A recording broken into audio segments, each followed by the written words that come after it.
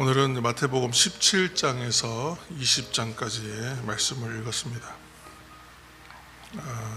우리의 신앙생활을 이제 얘기할 때 저는 가장 대비되는 이미지, 대조하고 대비하는 이미지로서 어둠과 빛과 어둠의 대조를 참 즐겨 보고 좋아하고 또 그 표현들을 이제 잘 사용합니다. 근데 오늘 이제 말씀에도 보시면 17장은 이제 변화산 사건으로, 변화산에 변모하신 사건으로 유명한데, 먼저 17장 오늘은 1절 말씀 한 절을 함께 읽겠습니다. 17장 1절 엿새 후에 예수께서 베드로와 야고보와 그 형제 요한을 데리시고 따로 높은 산에 올라가셨더니, 아멘. 안드레를 제외하고 이제 배, 안, 야, 요 이렇게 4명 중에 안드레 빼고 이제 베드로, 야고보, 요한 이 3명은 예수님의 애제자로 이제 유명한 사람들입니다. 이 3명을 데리고 이제 예수님께서 산 위에 높은 곳에 올라가셨는데, 예수님께서 이제 먼저 순환 예고를 하셨어요. 그 앞에서 예수님께서 고난 당하실 것을 이야기하신 후에 오늘 이제 1절 말씀을 보시면 이제 언제냐 하면 엿새 후에 그렇게 돼 있어요. 엿새 후에. 우리 쉽게 지나칠 수 있는 이야기인데, 이것은 그냥 단지 6일이 지났다라는 시간을 상세하게 알려주려고 쓴 말은 아닙니다. 왜 그런가? 지금으로부터 6일 후에 이런 일이 있었다는 게 중요하지 않잖아요, 특별히. 그런데 굳이 엿새 후라고 쓴 것은 이제 편집자가, 이 마태가 의도를 가지고 쓴 거예요. 엿새 후라고 한 것은. 왜냐하면 성경에서 뭐가 완전하게 이루어지려면 보통 3일 또는 7일을 사용하죠. 특별한 의미를 이제 부여하는 거예요. 그 날짜가 며칠이다 하는 것은. 6일이 지났다고 하는 것은 6이라는 숫자를 의미하는 거예요. 그러니까 6이라는 숫자는 7에서 하나가 빠졌으니까 부족하잖아요. 그러니까 완전하지 못하고 불완전한 숫자예요. 그래서 6은 불완전하다는 것이에요. 무슨 얘기냐? 예수님의 순환 예고를 들은 제자들의 마음과 심리 상태가 어땠는지를 보여주는 말씀. 그 마음이 매우 무겁고 어두웠어요. 예수님과 함께 다니면서도 그들의 마음이 무겁고 힘겨웠다는 거예요. 그 상태가 불완전했다는 것입니다. 마태가 또 즐겨 사용하는 표현들이 있습니다. 십자가 사건을 이제 그 내용들을 이제 사용할 때, 이제 알릴 때에 뭐라고 이제 하냐면, 예수님이 십자가에 달리시고 이제 어둠이 임하는 시간이 있어요. 마태복음에는 몇 시에 이게 매달리셨는지가 기록이 없어요.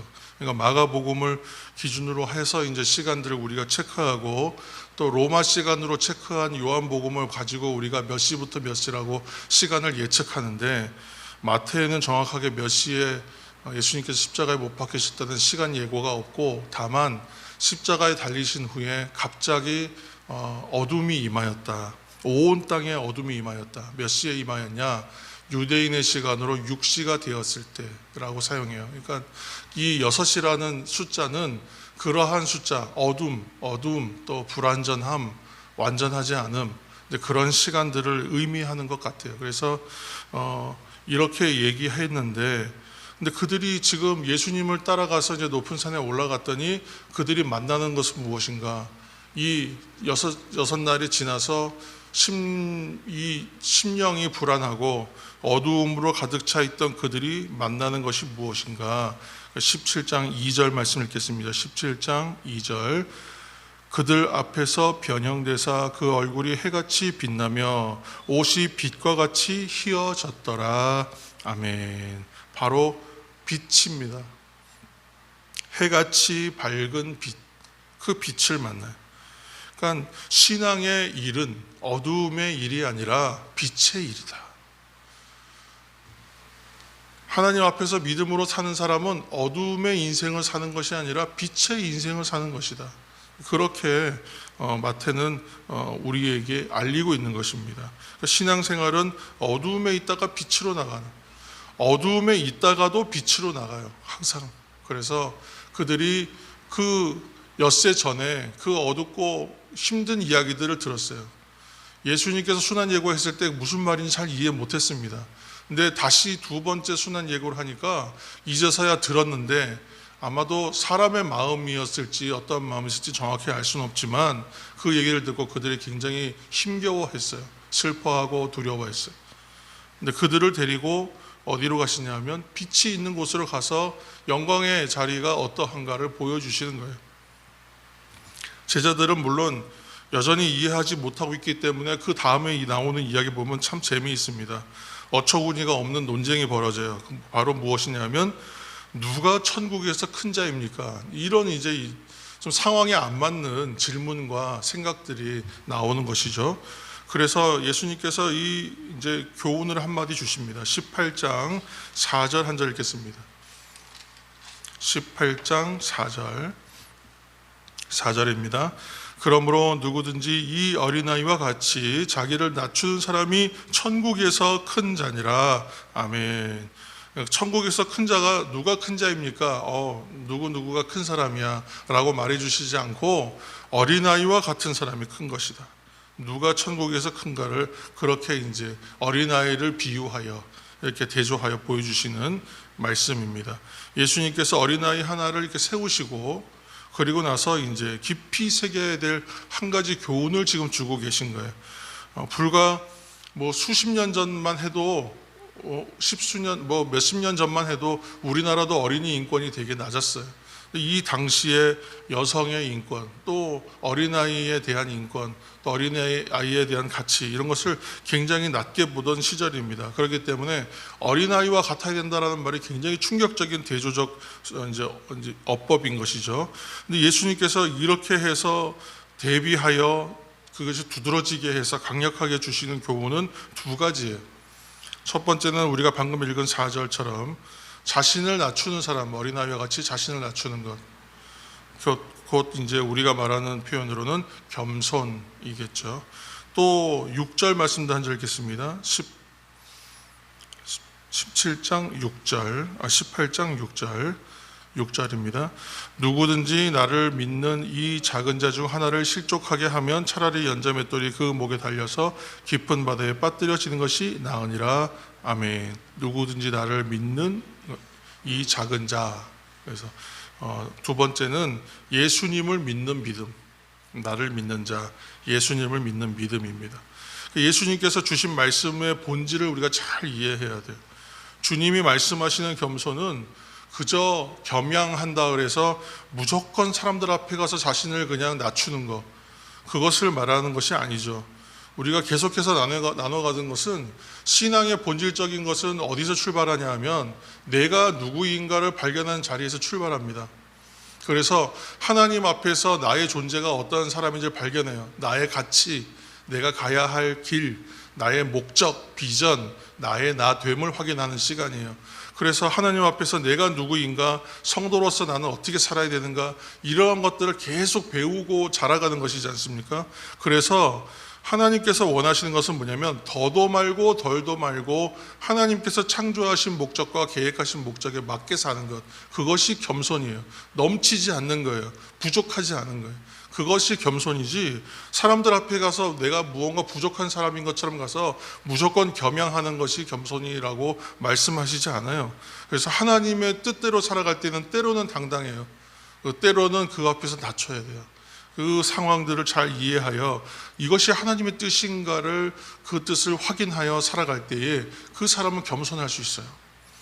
그러니까 모든 그 초점은 하나님 아버지의 뜻대로 행하는 자라고 하는 대전제에서 출발한다는 거예요. 그러니까 신앙의 본질은 하나님의 뜻이 어디에 있는가를 찾고 거기에 맞춰서 살아가는 것이 본질적인 삶이라 말씀할 수 있는 것입니다. 우리가 하나님이 내게 주신 것으로 하나님께 영광 돌리면 겸손이에요. 하나님께서 주신 모든 것이 주께로부터 온 것이라고 고백하는 사람은 겸손한 사람이에요. 달리 말하면 믿음과도 또 상통하는 것입니다. 주일부터 나눠오는 대로 전적인 의지, 아버지의 뜻대로 행하는 것, 예수님을 온전하게 전적으로 의지하는 것, 그것이 이제 믿음이라고 얘기했는데, 결국은 이 세상에서 내가 공을 많이 세우고 내가 칭찬받을 만한 선행들을 많이 하고 세상에 선한 영향력을 미치는 것이 본질이 아니라 아버지 뜻대로 살고 예수를 전적으로 의지하여 사는 그 사람들이 세상 가운데 공도 세우고 칭찬받을 만한 일도 하고 세상에 영향력도 미치게 되는 것이죠. 그러니까 항상 무엇이 주고 무엇이 객인지를 잘 분별하는 것이 참으로 하나님 앞에서 지혜로운 하나님의 성도가 되는 줄로 믿습니다. 사실 마태복음이 이야기하는 천국에 대한 이야기는 어떻게 하면 천국에 들어갈까를 말씀하는 것이 아닙니다. 그것은 천국 시민, 천국 백성 이미 된 사람들을 향하여 주는 말씀이에요. 그래서 천국 시민으로서 천국 백성 된 하나님의 사람들로서 그리스도인들로서 성도된 사람으로서 어떻게 살아가야 하는가에 대한 말씀, 이 땅에서 하나님 나라를 살려면 어떻게 살아야 되는가 하는 것에 대한 말씀이죠. 그래서 구원받은 우리라고 자부했던 어떤 사람들이 그 말씀을 보고 두려워하는 거예요. 내가 이렇게 살면 안 되겠구나. 좀 더 하나님의 뜻에 잘 맞게 내가 잘 살아내야겠구나 라고 다시 한번 나를 돌아보고 결단하고 회개하는 것이죠. 거기서 다시 출발하여 본질적인 신앙이 무엇인지를 계속 발견하며 나의 영혼, 내 속사람이 영혼이 아름다워 성숙하여져서 하나님 앞에 설 때까지 그 영혼에 다스리는 것, 영혼의 속사람이 새롭게 되어가는 것을 위하여 애쓰는 그 삶을 살아야 된다고 얘기하고 있는 것입니다. 한마디로 말하면 하나님 나라를 살아가는 성도의 성품이 어떠해야 하는가를 알려주는 책이다, 그렇게 말씀할 수 있겠습니다. 천국의 리더십은 그래서 이처럼 섬기는 리더십입니다. 20장 28절 말씀 한 절 읽겠습니다. 마지막으로 20장 28절 인자가 온 것은 섬김을 받으려 함이 아니라 도리어 섬기려 하고 자기 목숨을 많은 사람의 대속물로 주려 함이니라. 아멘. 이 말씀 앞에 26절 27절에서 누구든지 크고자 하는 자, 섬기는 자가 되어야 한다. 누구든지 으뜸이 되고자 하는 자는 종이 되어야 한다. 이제 그런 말씀을 주시고, 천국의 리더십은 섬기는 리더십이다. 예수님은 그래서 섬기기 위하여 오신 섬김의 종이시다. 이렇게 이제 말씀하고 있는 것입니다. 고난주간 셋째 날 우리가 함께 묵상하며 이 시간 또한 기도하기를 원합니다. 그리스도를 따르고 본받는 삶은 어둠의 생활이 아니라 빛의 생활입니다. 그러나 그것은 내가 빛나는 것이 아니라 내가 낮아져서 섬기신 주님을 본받음으로 주께 영광을 돌리게 하는 것, 그것으로 빛나는 것입니다. 주님의 겸손과 섬김을 묵상하면서 오늘도 이 땅에서 하나님 나라를 살아가는 천국 백성 다 되게 하여 주옵소서. 이렇게 함께 묵상하며 기도하시는 저와 여러분 되시기를 다시 한번 축복합니다. 함께 기도하겠습니다.